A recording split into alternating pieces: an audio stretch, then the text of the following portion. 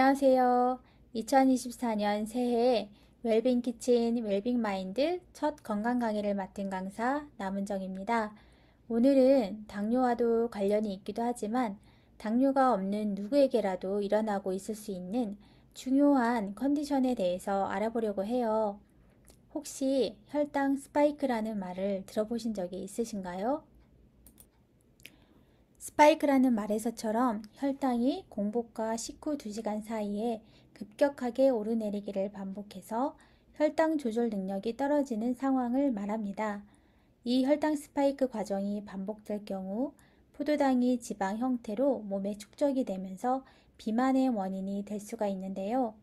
무엇보다도 건강검진, 당뇨 검사로도 순간적으로 급상승했다가 내려가는 이 혈당 스파이크를 쉽게 발견하기가 어렵고 또 나중에는 당뇨가 없음에도 불구하고 동맥경화, 뇌경색, 그리고 돌연사 등의 치명적인 증상이 갑작스럽게 찾아올 수가 있기에 혈당 스파이크에 대한 궁금증과 관심이 고조되고 있습니다. 우리 몸의 혈당은 당뇨가 없는 건강한 사람도 매 순간 오르락내리락 합니다. 하지만 이 변동폭이 크면 안 좋습니다. 쥐를 세 그룹으로 나눠서 췌장에 있는 베타세포를 정상혈당, 지속적인 고혈당, 변동폭이 큰 혈당에 노출시켰을 때에 변동폭이 큰 혈당에 노출된 췌장의 베타세포가 가장 많이 파괴되는 것으로 나타났습니다.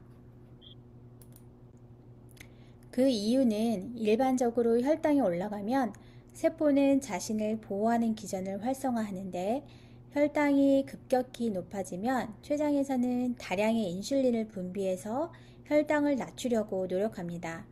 그런데 이 혈당 스파이크가 자주 반복되어지면 이 방어 기전은 충분히 작동하지 않고 대신 부담이 증가되면서 세포가 파괴되게 되는 것입니다. 이렇게 혈당 변동이 심한 것은 인슐린을 만드는 췌장의 베타세포를 혹사시키는 것과 같은 것입니다. 오래 지속되는 혈당 스파이크가 가져올 수 있는 합병증으로는요, 손발의 감각이 상실되는 말초신경증이 3배가 넘게 증가하였고요, 다리를 절단하게까지 할 수 있는 족부궤양의 위험은 5배 이상, 그리고 결국은 당뇨병으로 진행된 확률이 2.8배나 높게 나왔습니다. 만성 신부전으로 진행될 가능성도 거의 3.5배가 높았고요.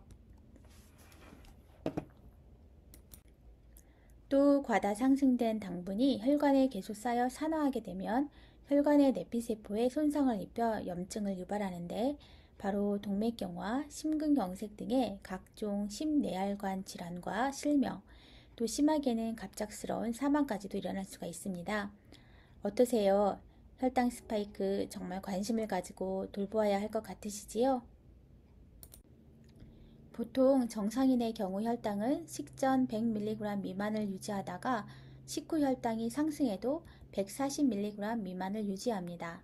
만약 공복 혈당이 126mg 이상 그리고 식후 혈당이 200mg 이상이라면 당뇨로 진단하고 정상인과 당뇨의 중간을 당뇨 전 단계라고 부릅니다. 그래프로 다시 보시면 아시겠지만 당뇨병 환자의 경우는 항상 고혈당을 유지하고 있고 혈당 스파이크를 가진 사람은 당뇨 환자처럼 항상 높아져 있지는 않지만 식후 혈당이 140 이상으로 올랐다가 정상으로 떨어지는 상황이 반복되어진다면 혈당 스파이크가 있다라고 말할 수가 있습니다. 혈당 스파이크를 실제로 혈당을 재면서 체크하지 못할 경우가 있어 몇 가지 증상을 소개해 드릴 테니 혹시라도 이런 증상이 있으시다면 자세히 관찰해 주시기를 바랍니다. 먼저 식후 극심한 피로감과 식곤증, 또 식사 후에 판단력, 집중력이 흐려지신다면 혈당 스파이크의 초기 증상을 의심해 보시면 좋을 것 같아요.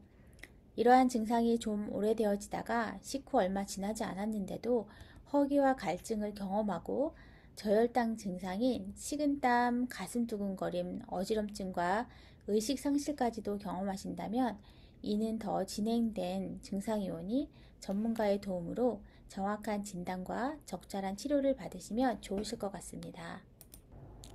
이렇게 증상을 알았으면 어떻게 해야 이런 위험에서 벗어날 수 있는지 궁금하시지요? 그 방법을 7가지 알려드릴게요. 먼저 본인에게 혈당을 빠르게 오르게 하는 원인을 알아야 하는데요. 그중 가장 중요한 것이 혈당 지수가 높은 음식을 피하는 것입니다.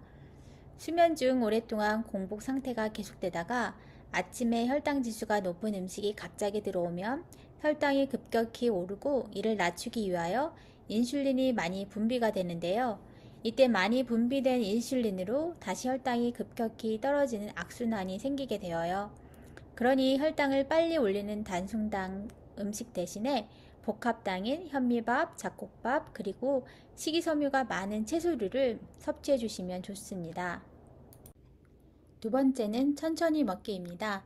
비록 인슐린 양이 적게 나온다 해도 천천히 먹으면 높아진 혈당을 천천히 처리할 수는 있기에 부담이 덜하게 됩니다. 세 번째로는 거꾸로 먹기입니다. 코넬 대학에서 연구를 하였는데요.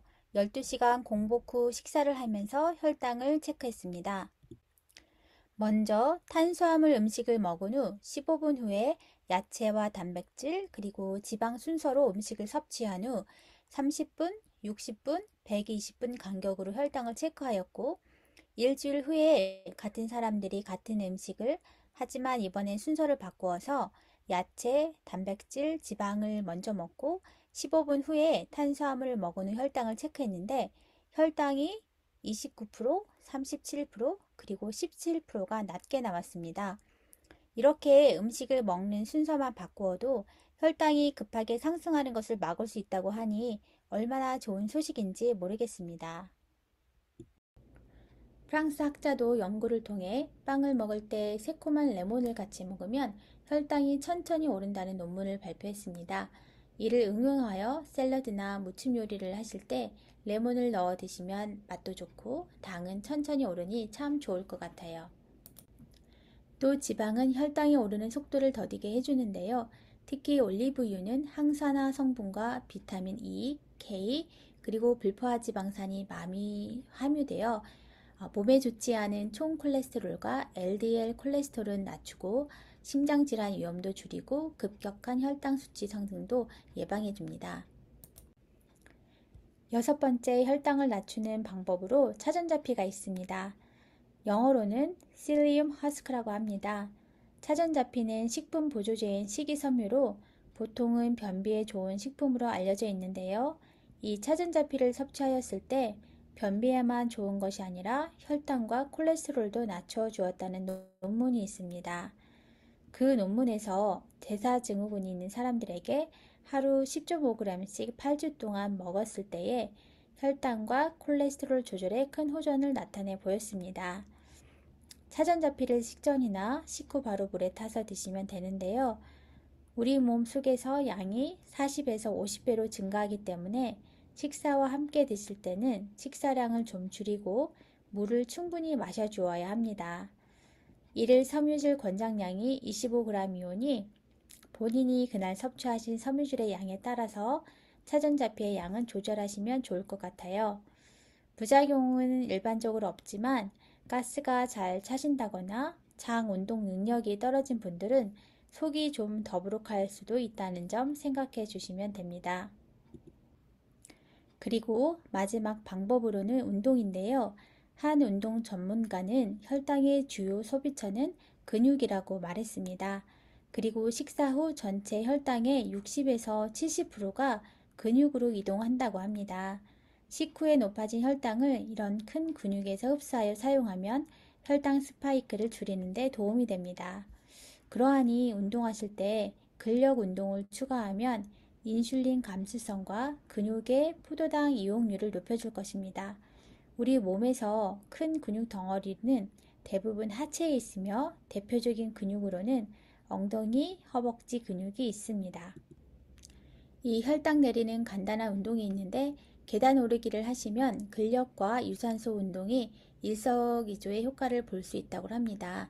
또 집에서 쉽게 따라 하실 수 있는 근력 운동으로는 런지, 스쿼트, 덩키킥 등이 있습니다. 특별히 식사 후에 하는 단순히 걷는 운동만 하여도 큰 유익을 얻을 수 있는데요.